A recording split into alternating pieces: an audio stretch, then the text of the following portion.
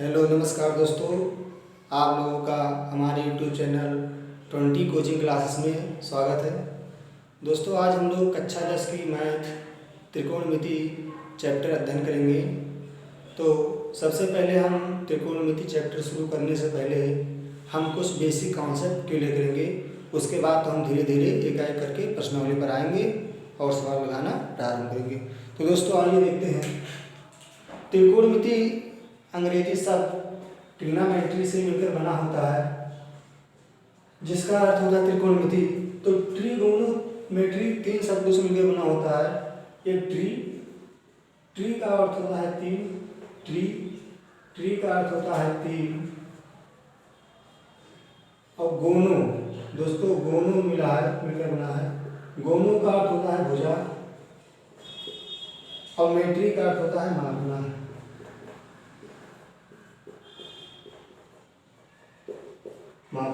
यानी 3 भुजा को मापना ही त्रिकोणमिति कहलाता है दोस्तों। तो आइए हम देखते हैं आगे।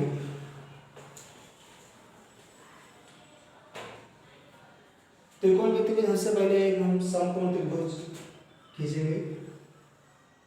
इसमें ये एक राइट एंगल ट्रायंगल है दोस्तों, जिसका हम जानते हैं कि राइट एंगल ट्रायंगल में एक कोण 90 अंश होता है 90 डिग्री का। इसका नाम ए रख देंगे, इसका नाम बी, इसका नाम सी है। और यहाँ दोस्तों एक थीटा कोण होता है। अब इस कोण के सामने वाली जो भुजा होती है दोस्तों, उसे हम कहते हैं लंब। इस भुजा का नाम हम दे देते हैं क्या, लंब। इसके जस्ट नीचे वाली भुजा को कहते हैं आधार, इसका नाम है आधार। और जस्ट इस कोण के सामने वाली भुजा कहते हैं कर्ण, इसका नाम होता है कर्ण दोस्तों। कर्ण सबसे बड़ी भुजा होती है समकोण त्रिभुज में, ये हम लोग जानते हैं पहले से ही। अब इस त्रिभुज में के अंतर्गत हम कुछ त्रिकोणमितीय अनुपात पढ़ेंगे। आइए देखते हैं। जैसे पहला है साइन थीटा, दूसरा है कॉस थीटा और तीसरा है टैन थीटा। तो दोस्तों जो थीटा होता है यही एंगल है और ये साइन थीटा का मान यही भुजा बताता है, ठीक है। अब साइन थीटा का मान देखिए क्या होता है, यही भुजा का अनुपात होता है। तो साइन थीटा बराबर होता है लंब बटे कर्ण। साइन थीटा बराबर दोस्तों होता है लंब बटे कर्ण। लंब इतना है हमारा, कर्ण ये है AC और लंब क्या है AB। तो साइन थीटा बराबर होता है लंब बटे कर्ण दोस्तों। और कॉस थीटा बराबर होता है आधार बटे कर्ण। कॉस थीटा बराबर होता है हमारा आधार बटे कर्ण। तथा टैन थीटा बराबर होता है लंब बटे आधार, लंब बटे आधार, लंब बटे आधार होता है दोस्तों। तो इस प्रकार से 3 त्रिकोणमितीय अनुपात हो गए। अब जस्ट इन्हीं के विपरीत 3 और होते हैं, तो उन्हें हम देखेंगे। जैसे साइन का विपरीत यहाँ देखेंगे, ये साइन है तो साइन का विपरीत हम देखेंगे। साइन का विपरीत यहाँ होता है कोसेस, कोसेस कोसेस थीटा। यहाँ देखो दोस्तों लंब बटे कर्ण है, तो साइन का विपरीत कोसेस थीटा होता है। तो यहाँ लंब बटे कर्ण है, कहाँ कर्ण बटे लंब हो जाएगा, यहाँ हो जाएगा कर्ण बटे लंब। और यहाँ देखिए दोस्तों, यहाँ कॉस थीटा है तो इसका उल्टा होता है सेक थीटा दोस्तों। ध्यान रखेंगे, इस कॉस का उल्टा होता है सेक थीटा और सेक थीटा जस्ट इसी का उल्टा हो जाता है कर्ण बटे आधार। क्या होता है दोस्तों, कर्ण बटे आधार। अब एक और होता है दोस्तों टैन थीटा। तो टैन का उल्टा देखिए क्या होता है, इस टैन का उल्टा है क्वाड थीटा और क्वाड थीटा बराबर हमारा होता है आधार बटे लंब, आधार बटे लंब। तो इस तरह से दोस्तों ये त्रिकोणमितीय अनुपात में 6 त्रिकोणमितीय अनुपात होते हैं, साइन, कॉस, टैन, कोसेस, सेक और क्वाड। तो इस प्रकार से त्रिकोणमितीय अनुपात है। अब दोस्तों आगे देखते हैं।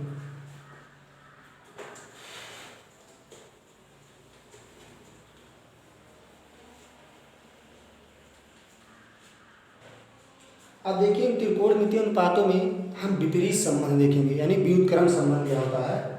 तो देखिए दोस्तों, जैसे यहाँ लिखा है साइन थीटा, तो साइन थीटा का विपरीत भी हम दोस्तों पढ़े कोसेस थीटा होता है।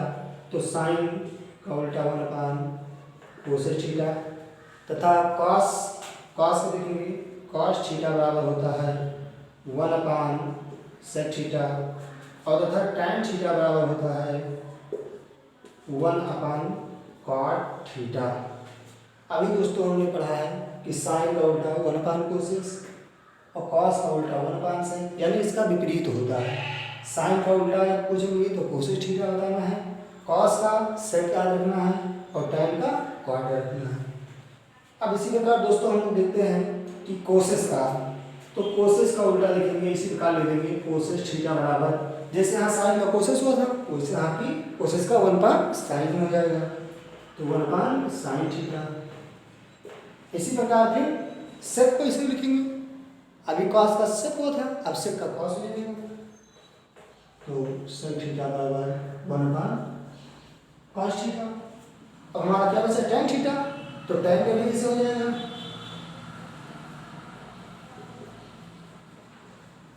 ये इस प्रकार से हमारे फार्मूले निकल जाएंगे।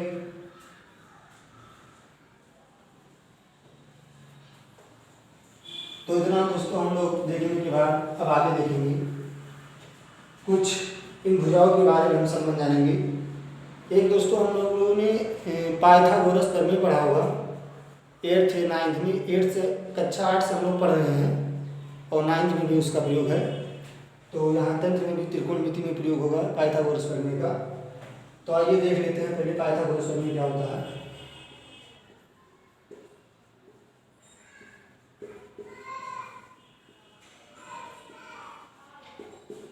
ये दोस्तों पाइथागोरस प्रमेय है।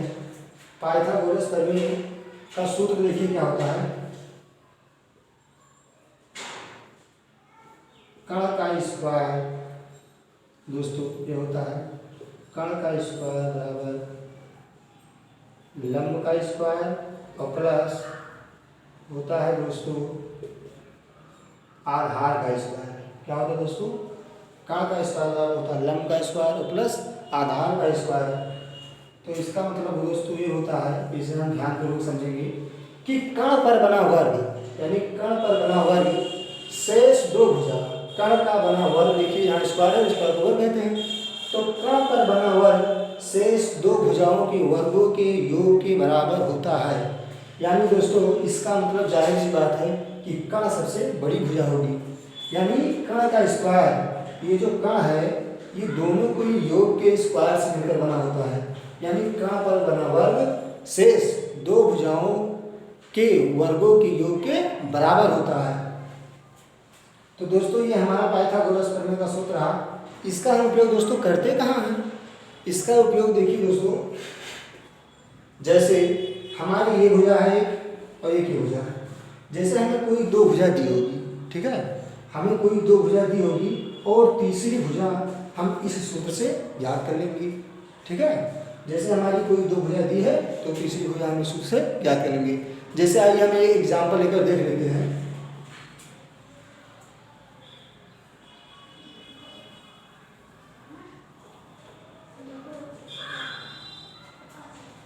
जैसे देखिए दोस्तों, मान लीजिए कि हमारा ये लंब है, ये क्या है लंब है, लंब मान लीजिए हमारा यहाँ 5, कितना है 5,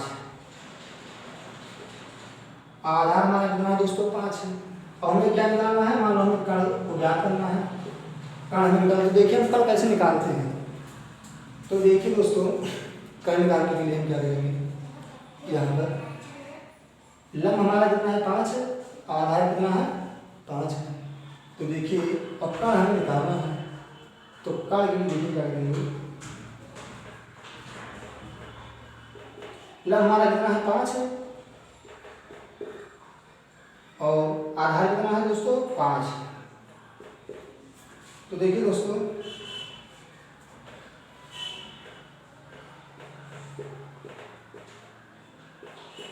पचास कितना आ जाएगा, यहाँ 25 हो जाएगा और 50 कितना आ जाएगा 25 हो जाएगा, ठीक। तो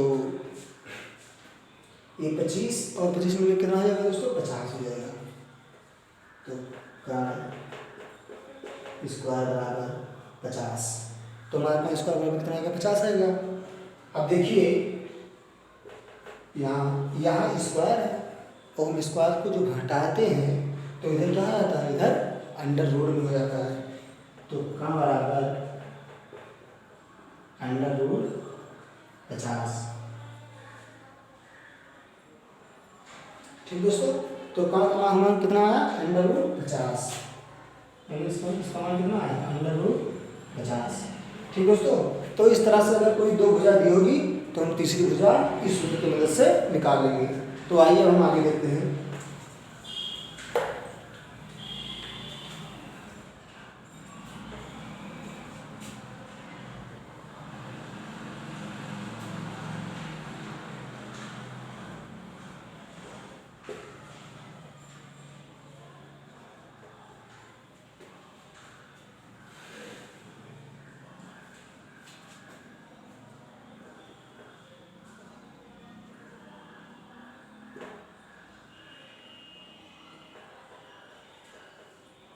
मान लीजिए तो यहाँ लिखा है sine theta into causes theta. ठीक है, मान लीजिए यहाँ साइन थीटा और इंटू का मतलब होता है गुणा दोस्तों, इस इंटू का मतलब होता है गुणा और बराबर लिखा है कोसेस थीटा। तो देखिए इसे हम सवाल में क्या लिख सकते हैं। तो देखिए अगर यहाँ साइन थीटा यहाँ कोसेस थीटा है तो हम साइन थीटा को इसे उतार देंगे, साइन थीटा, और कोसेस थीटा को दोस्तों अभी हमने पढ़ा है कि साइन का उल्टा कोसेस और कोसेस का उल्टा साइन। तो हम कोसेस को 1/sin ले सकते हैं, अभी हम तुरंत देखे हैं। तो कोसेस थीटा को ले सकते हैं हम 1/sin थीटा। तो साइन से साइन दोस्तों कट गया, हमारा कितना बचा, 1। ठीक है, तो जो कहीं sine theta into causes theta आएगा तो उसे हम 1 लिख सकते हैं। अब आइए दोस्तों, ये तुम्हारा पहला हुआ। अब आइए देखें दूसरा। अगर कहीं दोस्तों इसी प्रकार cos थीटा और इंटू सेक थीटा है तो जस्ट इसी तरह ये भी हो जाएगा, cos थीटा है और फिर इंटू का मतलब गुणा होता ही है दोस्तों, और सेक का उल्टा हम जानते हैं cos होता है। तो 1/cos थीटा, cos से cos काट देंगे, हमारा यही एक जो है दोस्तों यही एक बच जाएगा। ठीक है, तो इसी प्रकार से हम और त्रिकोणमितीय अनुपात निकाल सकते हैं।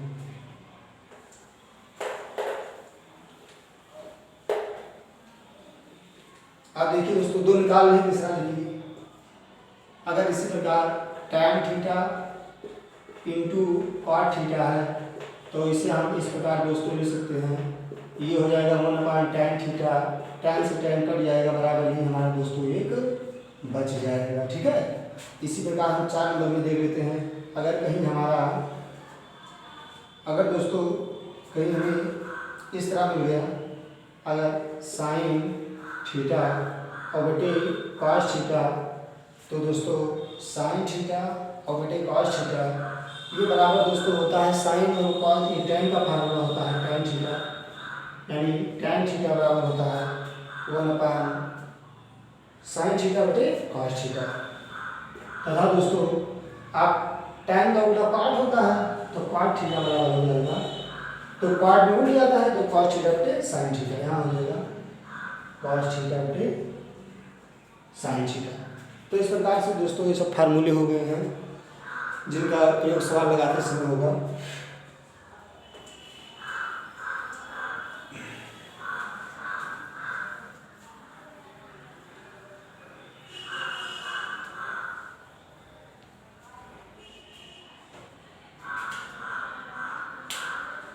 तो दोस्तों आज के लिए इतना ही, हम पार्ट 2 में मिलेंगे। तो उसके बाद में कुछ थोड़ा बहुत जो और बचा हुआ है उसके बारे में बेसिक कॉन्सेप्ट क्लियर करेंगे, फिर उसके बाद में प्रश्नावली पर आ जाएंगे। तब तक के लिए नमस्कार दोस्तों, जय हिंद।